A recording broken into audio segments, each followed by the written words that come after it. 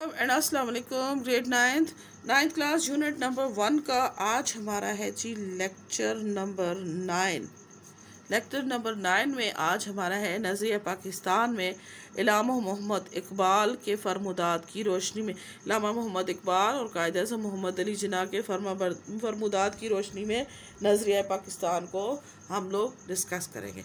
तो सबसे पहले कहते हैं क़याम पाकिस्तान में जिन हस्तियों ने अहम किरदार अदा किया उनमें नो डाउट शायर मशरिक इलामा मोहम्मद इकबाल, जिन्हें शायर मशरिक भी कहा जाता है, और बाबाए कौम कायद-ए-आज़म मोहम्मद अली जिन्ना के नाम सर फहरिस्त है। शायर मशरिक कौन थे? इलामा मोहम्मद इकबाल, और बाबाए कौम थे कायद-ए-आज़म मोहम्मद अली जिन्ना। अब इन दो ज़िमरा-नुमाओं ने अपने इरशादात और फरमुदात में नज़रिया पाकिस्तान की बेहतरीन अंदाज में वजाहत की। इलामा इकबाल ने जनूबी एशिया के मुसलमानों के लिए एक अलग मुस्तक़िल रियासत का तस्वर उजागर किया, जबकि कायद-ए-आज़म ने इसको अमली शक्ल देने के लिए मुसलमानों की अमली जदोजहद में उनकी रहनुमाई की। इलामा इकबाल ने तस्वर पेश किया और सही मानों में जो कायद-ए-आज़म थे उन्होंने इस तस्वर को अमली शक्ल देने में मुसलमानों की रहनुमाई की, और आखिरकार 14 अगस्त 1947 को पाकिस्तान मार्ज़ वजूद में आ गया। तो सबसे पहले आज हम जो फरमुदात पढ़ते हैं वो इलामा इकबाल के बारे में पढ़ते हैं। सर सैयद अहमद ख़ान की तरह इलामा इकबाल भी इब्तदाई दौर में क्या थे? हिंदू मुस्लिम जो है इताअत के हामी थे, और वो भी हिंदुस्तान में एक कौमियत के हामी थे। मगर जो बाद में आने वाले वाक़यात थे उन्होंने बरसीर के उनके मुसलमानों के लिए एक अलग वतन का तस्वर पेश किया। इसलिए 1930 में इलाहाबाद के मकाम पर मुस्लिम लीग के सालाना इजलास में अपना सदारती खुतबा देते हुए उन्होंने फरमाया। सदारती खुतबा कब दिया था जी? 1930 में। कहाँ पर? इलाहाबाद के मकाम पर। अब क्या कहते हैं? हिंदुस्तान अपने ऐसे इंसानी ग्रोहों का खित्ता है जो मुख्तलिफ नस्लों से ताल्लुक़ रखते हैं, कि हिंदुस्तान में ऐसे लोग मौजूद हैं, जो ग्रोह बना है उसमें ऐसे लोग मौजूद हैं जो मुख्तलिफ नस्लों से ताल्लुक़ रखते हैं। नस्लें एक, दूसरे नंबर कहते हैं मुख्तलिफ ज़बानें बोलते हैं, दो, और मुख्तलिफ मज़ाहिब के पैरोकार हैं। कि हिंदुस्तान कहते हैं ऐसे इंसानी ग्रोह का खित्ता है जहाँ मुख्तलिफ नस्लों, मुख्तलिफ ज़बानों और मुख्तलिफ मज़ाहिब के लोग बसते हैं। यूरोपी तर्ज़ जमहूरियत के असूल हिंदुस्तान में राइज नहीं हो सकते हैं, कि यूरोपी जो निज़ाम है वो हिंदुस्तान में कभी भी नहीं राइज हो सकता। इसलिए मुसलमानों का मुतालबा है कि हिंदुस्तान में एक मुसलमान रियासत कायम की जाए मुकम्मल तौर पर जायज़ है। कि मुसलमानों का जो मुतालबा है एक हुकूमत बनाई जाए वो बिल्कुल जायज़ है, मुसलमानों को उसकी हुकूमत बनाने दिया जा सके।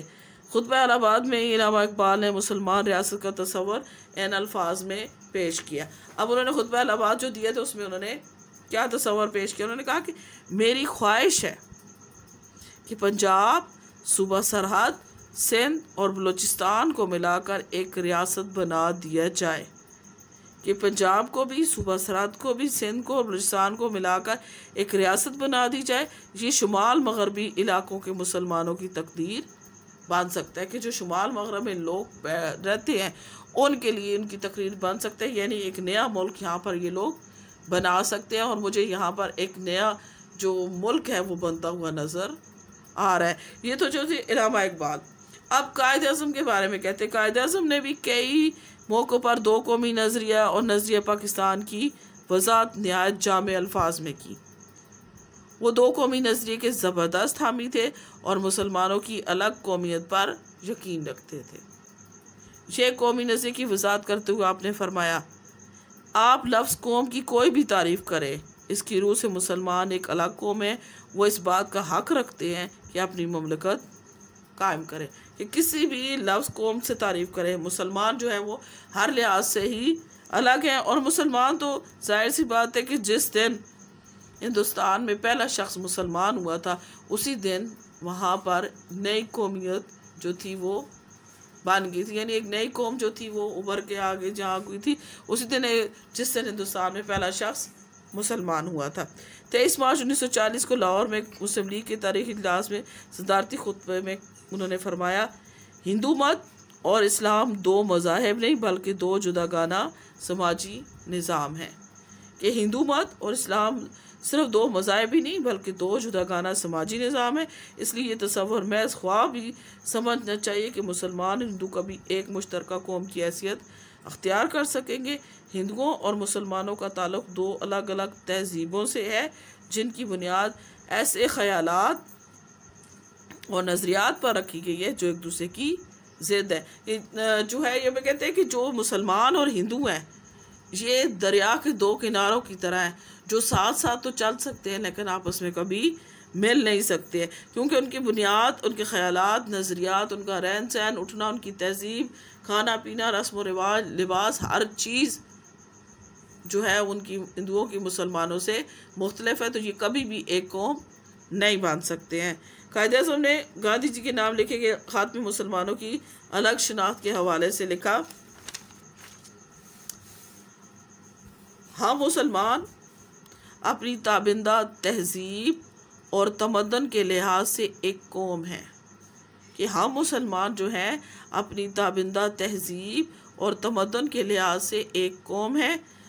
ज़बान, अदब, फ़नून लतीफ़ा, फ़न तामीर, कानून और अखलाक, रस्म व रिवाज, तारीख़, रवायात, रुझानात और मकासद, हर हवाले से हमारा अपना इनफरादी नुक्ता नज़र और फ़लसफ़ा हयात है। बैनुल-अक़वामी कानून की हर तारीफ़ की रूह से मुसलमान एक जुदा कौम है। अब यहाँ पे कहते हैं कि हमारी तहजीब देखो, हमारा तमद्दन देखो, हमारी ज़बान देखो, हमारी अदब देखो, हमारे फ़न तामीर देखो, हमारे फ़नून लतीफ़ा को देखो, कानून देखो, हमारे अखलाक देखो, रस्म व रिवाज, तारीख़, रवायात, रुझानात, मकासद, इवन के हर चीज़ हमारी एक दूसरे से मुख्तलिफ है। जब हर चीज़ हमारी एक दूसरे से मुख्तलिफ है तो हम एक कौम कैसे हो सकते हैं। और बैनुल-अक़वामी कानून की हर तारीफ़ की रूह से, अगर बैनुल-अक़वामी कानून को भी अगर आप देखते हैं, इंटरनेशनल लॉ को भी देखते हैं, तो जो भी कानून उठा कर देखें तो हर कानून की तारीफ़ की रूह से मुसलमान एक जुदा कौम है। वो कभी भी जो है वो हिंदुओं के साथ नहीं रह सकते। वो एक मिक्स कौम नहीं है बल्कि वो एक जुदा कौम है। क्या पाकिस्तान के बाद कायदे-ए-आज़म ने नज़रिया पाकिस्तान और तहरीक पाकिस्तान की वज़ाहत इन अल्फाज में की, हमारा नस्ब लैन ये था कि हम एक ऐसी रियासत को वजूद में लाएं जहां हम आज़ाद इंसानों की तरह रह सकें, जो हमारी तहजीब की रोशनी में तरक्की कर सके और जहां इस्लाम के माशरती इंसाफ के तसव्वुर को उभरने का मौका मिले। कि हमारा नस्ब लैन है कि हम ऐसी रियासत बनाना चाह रहे हैं जहां हम आज़ाद इंसानों की तरह रहें, हमारी तहजीब की रोशनी में तरक्की मिले, हमें जो हाँ इस्लाम के माशरती इंसाफ के तसव्वुर को उभरने का मौका मिल सके। अब कहते हैं कि बरसीर पाक व हिंद के दो अजीम रहनुमाओं के फरमुदात से नज़रिया पाकिस्तान को समझने में मदद मिलती है। दोनों ने अपने इरशादात में हिंदुओं और मुसलमानों के दरमियान तहजीबी, सकाफ़ती और मजहबी इख्तलाफात का हवाला देकर साबित किया है कि हिंदू और मुसलमान दो अलग अलग कौमें हैं। दोनों कौमें वाज़ेह बामी इख्तलाफात की वजह से ही रियासत में इकट्ठी नहीं रह सकती। लिहाजा मुसलमानों का हक़ बनता है कि उनका अपना अलग वतन हो जहाँ वो अपनी ज़िंदगी अपनी मजहबी, सकाफ़ती और माशरती इक़दार के मुताबिक ज़िंदगी गुजार सके। तो उम्मीद है बच्चे आपको समझ आ गई होगी। ये ओके बच्चे, अल्लाह हाफ़िज़। कमेंट ज़रूर करिएगा।